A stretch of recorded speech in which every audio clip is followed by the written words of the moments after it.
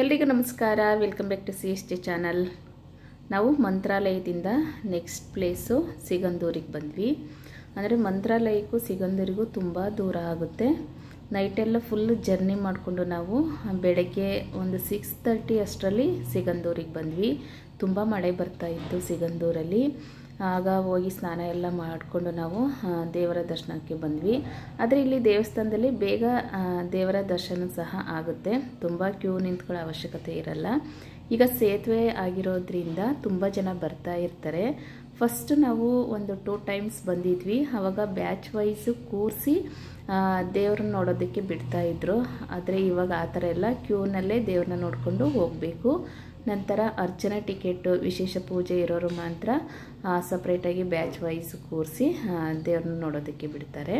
ಹಾಗೆ ನಾವು ಒಳಗಡೆ ಎಲ್ಲ ನೋಡ್ಕೊಂಡು ಹೋದ್ವಿ. ಈಗ ನವರಾತ್ರಿ ಆಗಿರೋದ್ರಿಂದ ಹೆಣ್ಣು ದೇವತೆಗಳ ದೇವಸ್ಥಾನಗಳಲ್ಲೆಲ್ಲ ತುಂಬ ವಿಶೇಷ ಅಲಂಕಾರ ಇರುತ್ತೆ. 9 ದಿನವೂ ಇಲ್ಲಿ ಹೂವಿನ ಅಲಂಕಾರ, ತರಕಾರಿ, ಫ್ರೂಟ್ಸು ಎಲ್ಲ ಹಾಕಿ ಅಲಂಕಾರ ಮಾಡಿದ್ರು.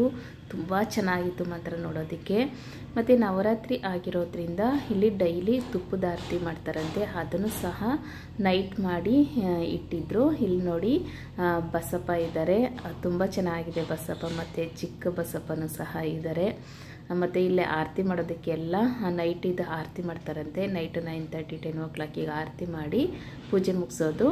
ಅದೆಲ್ಲ ನೋಡ್ಕೊಂಡು ನಾವು ಬೇಗ ಚೆನ್ನಾಗಾಯಿತು. ತುಂಬ ರಶ್ಶು ಇದ್ರೂ ಸಹ ಬೇಗನೆ ಕ್ಯೂನಲ್ಲಿ ನಿಂತ್ಕೊಂಡು ನಾವು ದೇವ್ರನ್ನ ನೋಡಿಕೊಂಡು ಬಂದು ನೆಕ್ಸ್ಟ್ ನಾವು ಶೃಂಗೇರಿಗೆ ಹೊರಟ್ವಿ. ಅಲ್ಲಿಂದ ಶೃಂಗೇರಿ ಹತ್ರ ಆಗುತ್ತೆ ಅಂದ್ಬಿಟ್ಟು ಶೃಂಗೇರಿ ಹೊರನಾಡು ನೋಡ್ಕೊಂಡು ಹೋಗೋಣ ಅಂದ್ಬಿಟ್ಟು ನೆಕ್ಸ್ಟ್ ಅಲ್ಲಿಂದ ಶೃಂಗೇರಿಗೆ ಹೊರಟ್ವಿ. ತುಂಬ ಮಳೆ ಮಾತ್ರ. ಅವತ್ತು ನಾವು ಹೋಗಿದ್ದ ದಿನವೇ ಮಳೆ ಜಾಸ್ತಿ ಶುರುವಾಗಿತ್ತು. ಮತ್ತು ಜರ್ನಿ ಮಾತ್ರ ಸೂಪರಾಗಿತ್ತು ಜರ್ನಿ. ಏಕೆಂದರೆ ಮಳೆ ಬರ್ತಾಯಿತ್ತು, ಕೂಲಾಗಿತ್ತು. ಮತ್ತು ಘಾಟ್ ಸೆಕ್ಷನಲ್ಲಿ ಮಳೆ ಹೋಯ್ತಾ ಇದ್ದರೆ ಹಿಮ ತುಂಬಿರುತ್ತೆ, ಎಲ್ಲ ಕಡೆನೇ ಹಿಮ ಇರುತ್ತೆ. ಆ ವ್ಯೂಸ್ ನೋಡೋದಕ್ಕೆ ತುಂಬ ಚೆನ್ನಾಗಿರುತ್ತೆ. ನನ್ನ ಮಗಳಂತೂ ತುಂಬ ಖುಷಿಪಟ್ಲು. ಆ ಕಾರ್ ಒಳಗಡೆ ಸಾಂಗ್ ಹಾಕೊಂಡು ಡ್ಯಾನ್ಸ್ ಮಾಡ್ತಾಯಿದ್ರು. ಈ ವ್ಯೂಸ್ ಎಲ್ಲ ನೋಡ್ತಾಯಿದ್ರೆ ಒಂಥರ ಎಷ್ಟು ಖುಷಿ ಆಗುತ್ತೆ ಅಂದರೆ ಮನಸ್ಸಿಗೆ ಏನೋ ಒಂಥರ ಸಮಾಧಾನ. ಘಾಟ್ ಸೆಕ್ಷನಲ್ಲಿ ಜರ್ನಿ ಮಾಡೋದೇ ಒಂಥರ ಖುಷಿ ಆಗುತ್ತೆ. ಅದರಲ್ಲೂ ಮಳೆ ಟೈಮಲ್ಲಂತೂ ತುಂಬ ಖುಷಿನೇ. ನಾವು ಈ ಘಾಟ್ ಸೆಕ್ಷನ್ನಿಗೆ ಹೋಗ್ಬೇಕಾದಾಗ ಆಗೊಂಬೆ ಸಿಗುತ್ತೆ. ಆಗೊಂಬೆ ಅಂತೂ ತುಂಬ ಚೆನ್ನಾಗಿದೆ ಮಾತ್ರ. ವ್ಯೂಸ್ ಎಲ್ಲ ನೋಡೋದಕ್ಕಂತೂ ಮಸ್ತು. ನನಗೆ ತುಂಬ ಇಷ್ಟ ಆಯಿತು ಆಗೊಂಬೆ. ಅಂದರೆ ಇಲ್ಲಿ ಸನ್ರೈಸ್ ಪಾಯಿಂಟ್ ಇರುತ್ತೆ. ಅದು ಬೇಸಿಗೆ ಟೈಮಲ್ಲಿ ಬಂದರೆ ಸಖತ್ತಾಗಿರುತ್ತೆ. ಈ ಮಳೆ ಟೈಮಲ್ಲಂತೂ ನೋಡೋಕ್ಕಾಗಲಿಲ್ಲ. ಅಲ್ಲೇ ನಿಂತ್ಕೊಂಡು ನಾವು ಆಗೊಂಬೆಯಲ್ಲಿ ಸನ್ರೈಸ್ ಪಾಯಿಂಟ್ನು ಸಹ ಸುಮ್ಮನೆ ನೋಡ್ಕೊಂಡು ಬಂದ್ವಿ ಅಷ್ಟೇ, ಹೋಗಲಿಲ್ಲ. ನೋಡಿಕೊಂಡು ಅಲ್ಲಿ ವ್ಯೂಸ್ ಎಲ್ಲ ನೋಡಿಕೊಂಡು ನೆಕ್ಸ್ಟ್ ನಾವು ಶೃಂಗೇರಿಗೆ ಹೊರಟ್ವಿ. ಬನ್ನಿ ನಮ್ಮ ಶೃಂಗೇರಿಗೆ ಹೋಗಿ ಶಾರದಾಂಬೆನ ನೋಡ್ಕೊಂಡು ಬರೋಣ.